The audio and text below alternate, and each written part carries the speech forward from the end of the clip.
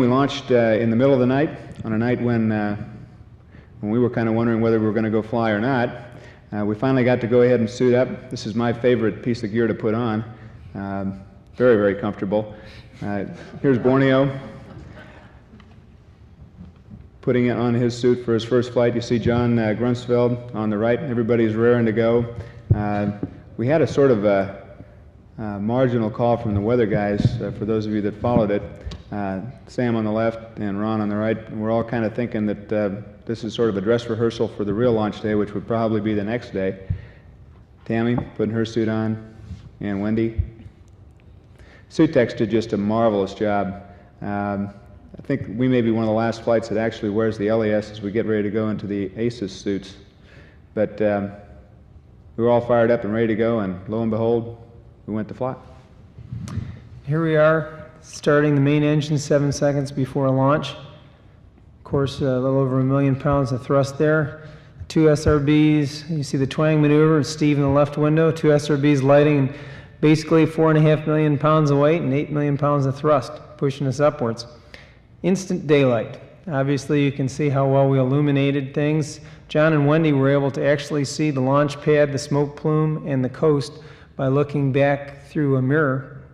And obviously a majestic sight for everyone as we quickly disappear from sight here. And approximately 2 minutes, we approached the SRB SEP, which of course gave us a beautiful view of the forward rockets as they separated inside. And we were on our way to orbit.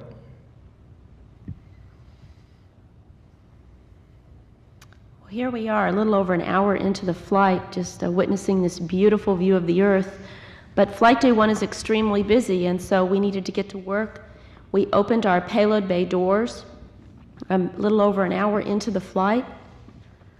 And then soon we'll be activating our Space Lab pallet and activating our instrument pointing system, all of which is done from the aft flight deck. Once we attach our telescopes to the instrument pointing system, we deploy that IPS and instruments to the upright position. And then a little bit later on, we'll be doing a thorough checkout of the IPS and also a checkout of all our ultraviolet telescopes in preparation for the next 15 days of astronomical observations.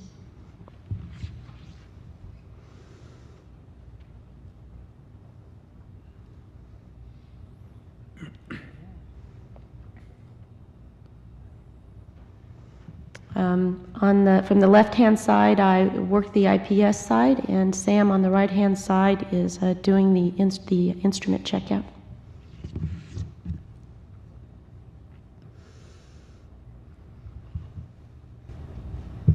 We were able to very quickly settle into the routine. I was responsible for making sure the orbiter was pointed at the right part of the sky. Tammy was responsible for fine-tuning with the instrument pointing system. And then the telescopes would lock onto the target. And you might be wondering why we're looking at the Earth, but we're currently rolling to the right attitude. The idea was that we would pick up a star as it rose above the Earth's limb, and then Sam would go to work making sure the experiments were ready to start the observation. And quickly, we have the ASTRO star tracker on the left, UIT, HUT is right in the middle, and Whoopi is on the right-hand side. A very, very capable package of telescopes. It really did an outstanding job. We had a number of tools on board to help us evaluate how we were doing. We communicated to the telescopes primarily through the small laptop computers. I'm issuing commands directly to the telescope, and you saw Tammy issuing commands to the instrument pointing system. This is what we would see through the Hopkins ultraviolet telescope. It had a TV camera that actually looked out through the telescope, and here you see an acquisition of the planet Jupiter. We're actually looking at the space around Jupiter, and displayed below that was a spectrum that we're actually acquiring. Here you see the Wisconsin ultraviolet photopolarimeter experiment in the foreground, and this is the type of image we would get from the Whoopi instrument. This shows a star in the acquisition camera, and in addition we had the spectral data from Whoopi also to evaluate the target to make sure that we were looking at the right target and the data was good. Well, what ended up being a very, very short checkout period. We got into the routine of observing target after target for for the rest of the mission. John and I were the redshift back end of the bus operators with Borneo in the front, and Borneo would do a maneuver of the orbiter, John would maneuver the IPS to the correct attitude, and turn the manual pointing controller over to me after the IPS maneuver was done, and I would do the target acquisition on the CCTV displays, and the telescopes would be set off on their way observing the object. And here again you see the CCTV displays that we had on board to make sure we had the right target. This information was also available to all the scientists on the ground, and there was a huge team working at Marshall, as well as all the folks here at Mission Control working. And here we see our alternate payload specialist, Scott Vaughan, and we were in regular communication with the APSs and the other folks at Marshall working the telescopes. Every day they'd send us up a few pages of new information on new targets and target procedures, and also all the orbiter procedures and information. And so that was part of our duties on board, to incorporate that into the Rolodex. And Tammy helping me out there. That was part of our daily activities. We also had, as I mentioned, the mid-deck active control experiment. And here you see it with the disturbance at the far end on the right there, disturbing the whole structure. And that's free-floating or near free-floating in the mid-deck. And in just a second, you'll see the control take over, and the left-hand gimbal suddenly locks in, even though the right hand is still disturbing. And this was the way it worked most of the time, quite well. Here's a case where the left-hand side is supposed to be pointing inertially in space, but obviously this is a oscillatory divergent case where the control wasn't quite enough. And you wouldn't, if this were a space station, I don't think you'd want to be aboard. And these were fun to watch, but by far the minority. And this was just a great interactive experiment, as you can see by the expression on our commander's face, and Borneo Bill to the left there. Fortunately, the other mid-deck experiments were rather benign. We just spent most of our time cleaning the filters on the protein crystal growth experiments. You can see John here participating in a medical DSO that was determining the function of the eyes and the head, your gaze on orbit. He's definitely wired for sound in this scene. And again, Dr. Saraks, also known as Ron, talking with one of the many school contacts. We spoke to schools literally around the world, India, South Africa, as well as throughout the United States. That was really, again, as John said, one of the more enjoyable aspects. And of course, we'd had to include Bill on the bike. He had to arm wrestle the rest of us for time, though. He didn't live on the bike. We actually made him work. But as I said before, it was a great way to get some exercise and to relax while you're on orbit. Well, that exercise is likely to make anybody hungry, and some of us were hungrier than others. As we see, Borneo here was first in line at the galley. Redshift usually had dinner together. We usually had a cocktail hour first, where we all had a shrimp cocktail. Here you see a blue shift person coming in here, probably didn't have enough breakfast, trying to get somebody's food away from them. And of course, playing with food, you know, no matter how often your mom told you not to play with your food, it's just impossible not to do that in space. And you see Tammy here with fluid physics experiment, some tropical punch floating free in the mid-deck, which she was able to vacuum up post-haste. And of course, we don't have a shower on board, and that's the best you can do. Earth observations, as we said, was one of the more enjoyable things to do, and also an important part of the shuttle program. And here is Wendy's famous Barren Island volcano in the Andaman Islands. And that was neat to look for that kind of stuff. That was a great discovery for us to be able to report that to the ground. Again, Shark Bay, this is a larger view of it. And from day to day, we could see variations, both due to tidal differences and also from the rain in Australia.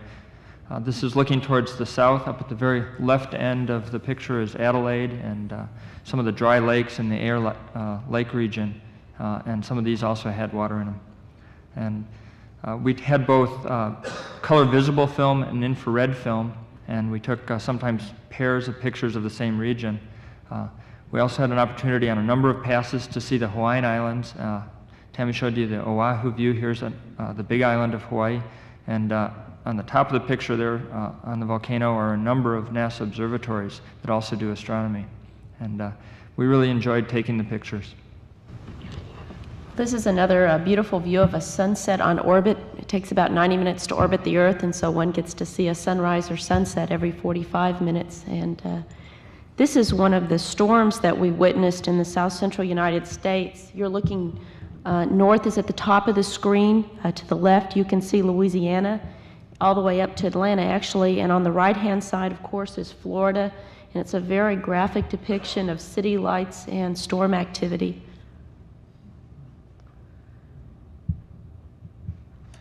Eventually, we have to come back home. This is a graphic visualization of the pilot DTO. You can see an actual approach here on the computer screen, working with the controller, which is mounted to the existing stick on the orbiter. In addition to that, prior to coming home, we went ahead and did a check on the flight control systems. And what we do is we do a check of all the jets and also the flight control surfaces to make sure that the orbiter does perform as advertised. And here, the three orbiter folks, Steve, Wendy, and myself, are going through the flight control system checkout, and you'll now see the Elevon moving in the background. And you can really feel this just shake the vehicle as it slams back and forth against the hard stops. And then the final step before we come home is to turn the orbiting observatory back into a flying machine.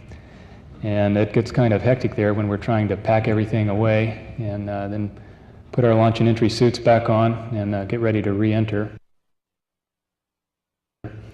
Here you see Ron and I, and our Suits Are Us logo there, putting Borneo in his suit.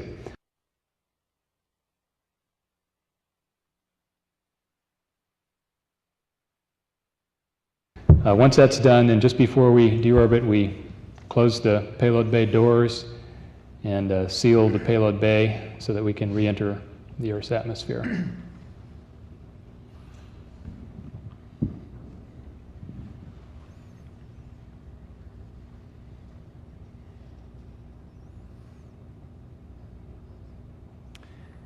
As you're probably aware, we were originally scheduled to land at Kennedy Space Center on the 17th of March, which would have been 15 and a half days on orbit. Unfortunately, the weather in Florida didn't accommodate that landing, so we put the telescope away. Never did actually close the doors. The Mission Control Center folks never put us into the suits because the weather was so bad. They didn't think that we had a chance at it. The next day, Saturday the 18th, we made one look at the Kennedy Space Center, waved off on the first rev, and went ahead and burned to Edwards Air Force Base on the second deorbit opportunity on the 18th. There you can see the hack. We're on final now into runway 22 at Edwards. And the winds were a little bit gusty at Edwards. You can see a little bit of the dust coming off of the lake beds, but there wasn't an appreciable amount of turbulence. We could feel a little bit of turbulence on final, and the right to left crosswind was definitely noticeable, but nothing that wasn't well within the performance capabilities of the orbiter. And for those of us that have flown before, there wasn't a whole heck of a lot of difference between an 8-day to 10-day flight and a 17-day flight.